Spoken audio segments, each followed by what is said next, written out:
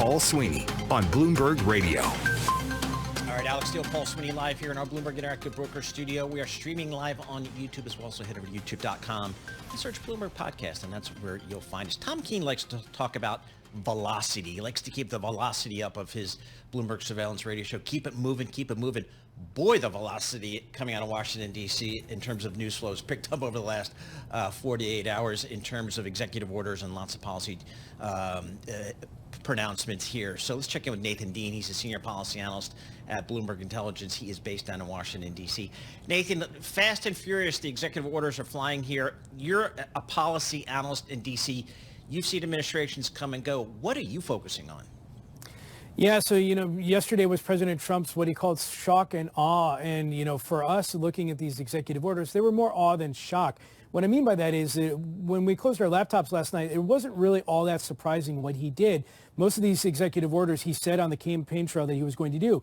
But for those of us looking at the investing side, there were really three areas that are really interesting. First off was, tariffs. This wasn't an executive order. This was a presidential memo. But he said in that impromptu press conference that tariffs on Canada and Mexico are coming by February 1st. Now, we certainly think that these tariffs are coming, but it's just still in negotiation. So I wouldn't be surprised if they get pushed off, but eventually tariffs are coming. Second is the TikTok ban. Our colleague Matt Shelm's looking at this. It doesn't really change the avenue, if you will, if you're Apple or Google, though. There's a lot of exposure, and Senator Tom Cotton continues to point that out, that if you continue to work with TikTok in the United States, you are sort of violating the law despite what this executive order says. And the third is the energy. I mean, there was, in terms of all the sectors that we cover, energy is the most exposed to presidential authority. And so there's a lot in there in terms of unleashing America's energy independence, drill, baby, drill. But we are certainly interested to see how that plays out further going in terms of the Inflation Reduction Act and any potential tax tweaks they make over the next line or so. Yeah, let's get to energy just for a second because, it's me and it sounds interesting. Just the idea of the drill, baby, drill scenario, it does seem like that's moving drillers, but the reality versus the hope feels different. Like in reality, there's no control over whether or not independent oil producers drill, baby, drill. Yeah, you're absolutely right. I mean, our energy analysts love to point out that we've been drill, baby, drilling already.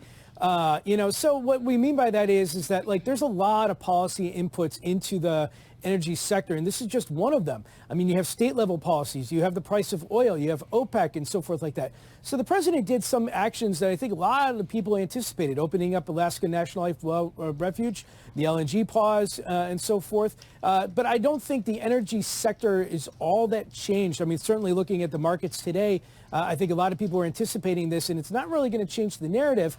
But the interesting thing for us is the Inflation Reduction Act. When you look at the renewables sector, there's a lot of tax carrots, if you will, that we don't think are going to go away via the congressional method. But President Trump does have the authority by instructing the Treasury Department to start to tweak those tax cuts. It really depends on what Scott Bessent wants to do once he gets into office. Speaking of just tax cuts, that's a big thing coming up at the end of this year for this administration, perhaps extending them. What's the feeling in D.C. how that will play out? Yeah, so you mentioned, you just mentioned at the beginning of the segment that, everything's moving so quickly, velocity, but this is where President Trump's going to hit sort of the Washington roadblock. Because, for all the velocity that President Trump wants to move forward with, there's a reality here that you can only afford to lose 5 Republican votes, assuming everybody's in their seats, to get these tax cuts extended. The Democrats aren't going to play any part of this reconciliation debate. And so when you have to figure out how to pay for $4.6 trillion worth of tax extensions, or at least get close to it, that's where the party line is going to actually start to split. The House Ways and Means Committee put out a 2-pager saying, here's everything that we are going to potentially cut or could cut subject to political discussion. And there's a lot of things out there, whether it's the SALT deduction, whether it's IRA tax credits that are going to factories in Louisiana.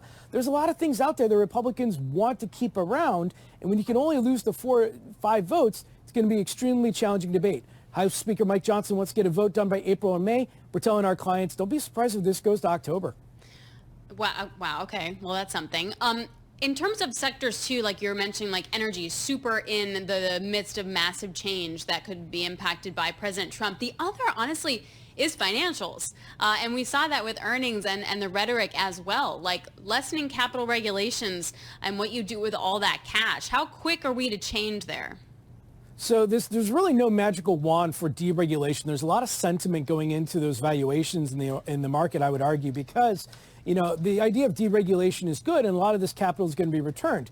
Now, the Basel III endgame is likely staved off. This is a planned 9% increase. We don't think it's going to happen this year in terms of capital requirements. But when you have to have the OCC, the FDIC, and the Fed all on board, and with Jerome Powell remaining at the Fed, he may not agree to anything fairly substantial in terms of deregulation. So when it comes to banks in particular, we are calling 2025 the great pause, if you will, because there's really no magic wand for deregulation. It's just going to take time. I think these deregulatory plans are going to come out towards the end of 2025, maybe start to be implemented in 2026. But if I'm a bank investor and I'm banking on the idea of deregulation changing how I operate, you're probably going to see that in 2027 or 2028. All right, Nathan, super appreciate it. We could have you on every day. Yes. And just do like one sector. Yes. Maybe we should do that. We like could one do that. sector every day at this time for the next 4 years. All right, Nathan, thanks a lot. Nathan Dean.